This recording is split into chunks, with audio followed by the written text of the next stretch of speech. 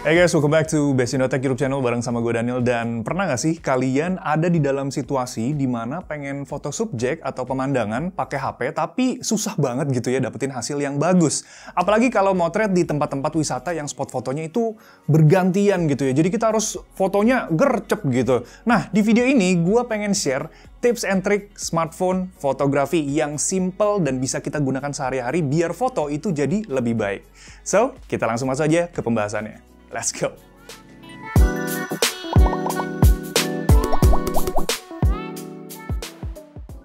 Oke, buat di video ini gue bakal pakai Samsung Galaxy A73, smartphone A series terbaiknya Samsung buat di tahun 2022 ini. Smartphone-nya sendiri punya spek yang mumpuni ya, mulai dari Snapdragon 778G 5G, RAM-nya di 8GB dan storage itu di 256GB. Baterainya gede, di 5000 mAh. Nah, selain baterainya yang gede, bagian layarnya juga gede ya, di ukuran 6,7 inci dengan AMOLED panel yang ngebantu gue saat ngambil foto. Kameranya juga jos nih, dengan sensor utama di 108 megapiksel, ultrawide-nya di 12 megapiksel dan ada sisanya itu 5 megapiksel untuk makro dan depth sensornya.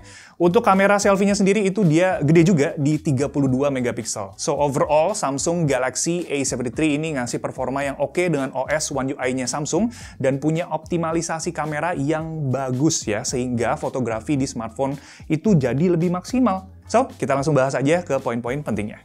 Tips pertama untuk fotografi HP adalah nyalain yang namanya grid lines. Grid lines ini akan ngebantu kita untuk ngebentuk komposisi dalam fotografi, dan salah satu teknik yang sering digunakan adalah namanya rules of third.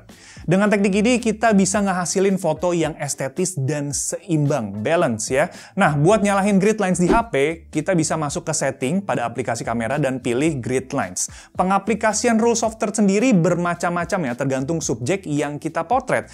Nah, kali ini gue contohkan untuk foto orang ya, dengan orientasi foto secara vertikal, karena kan kita lagi sering untuk foto IG story atau story TikTok gitu ya. Nah, idealnya gue tuh selalu posisiin kepala subjek di garis horizontal dan kakinya itu cukup dekat dengan garis paling bawah. Tujuannya adalah ketika kaki dekat dengan garis bawah itu bikin subjek terlihat slim dan bagian atasnya itu jadi punya headroom yang bisa nunjukin lingkungan sekitar subjek.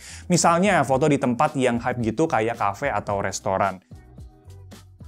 Biar makin oke, kita juga bisa ajak subjek untuk bergerak. Nah, di posisi ini kita bisa kasih ruang di arah subjek itu bergerak. Misalnya bergerak ke kiri, kita kasih space di kiri yang lebih gede.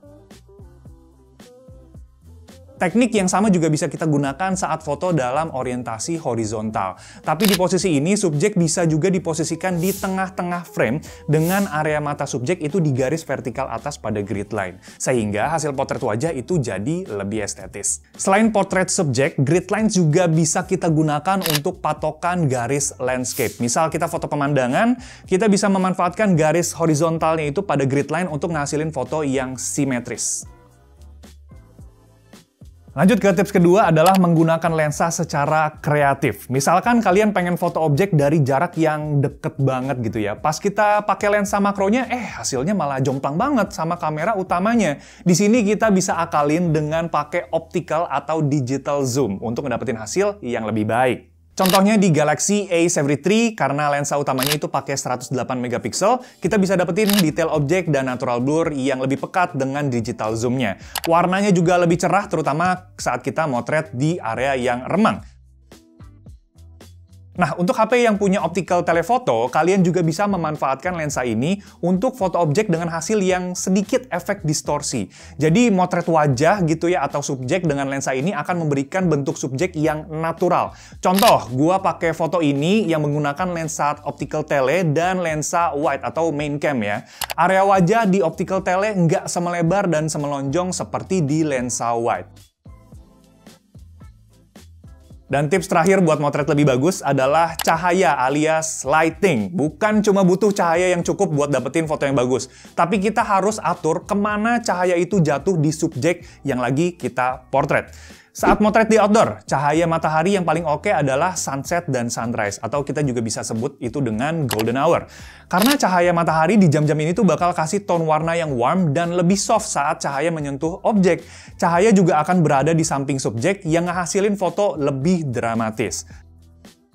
Nah, motret di indoor juga kurang lebih sama ya. Pasti pernah dong motret teman atau doi yang berada tepat di bawah lampu. Kan ngeselin kalau bayangannya itu jatuhnya ke bawah dan ngasilin bayangan yang kayak mata panda gitu. Solusinya adalah kita cari posisi motret yang dekat dengan jendela di mana ada natural light atau cahaya matahari yang masuk. Tapi pastikan dulu cahaya matahari yang masuk itu indirect ya, karena kalau subjeknya kena matahari langsung, itu akan ngasilin bayangan atau shadow foto yang kasar gitu.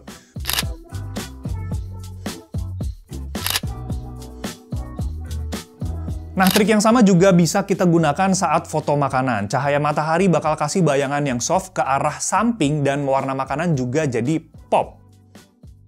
Perhatikan juga motret backlight di lokasi indoor. Exposure cahaya otomatis dari kamera HP biasanya akan menyesuaikan cahaya pada subjek yang gelap. Nah, untuk kondisi ini, pastikan fitur HDR kalian itu on ya. Karena ketika HDR on, kamera HP misalnya di Galaxy A73 ini akan otomatis menyesuaikan exposure jadi lebih seimbang.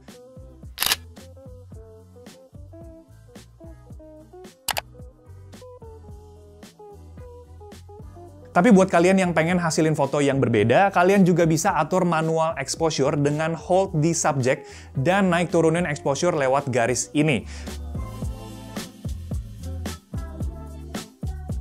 Atau kalau kalian pengen lebih advance lagi, kalian bisa nyobain mode Pro-nya di kamera smartphone yang ngasih kontrol lebih lengkap. Tapi misalnya kondisi kalian itu foto bener-bener minim cahaya gitu ya, misalkan di malam hari. Jangan lupa aktifin mode malam atau night mode di HP kalian, biar foto yang dijepret itu nggak banyak noise-nya. Mode malam ini sistemnya sama dengan HDR ya, cuman lebih lama gitu untuk motretnya karena dia butuh proses untuk istilahnya ngejahit lah jadi satu foto, biar kita itu dapetin foto yang dengan kondisi cahaya cukup dan noise yang minim.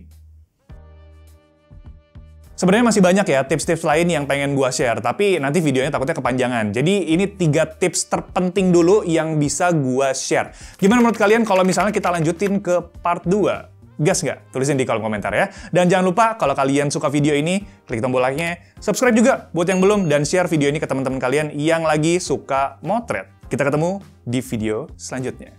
Thanks guys. Ciao. Mana tadi HP-nya? Ini dia. Yang gue pakai buat motret di video ini. Bagus nggak?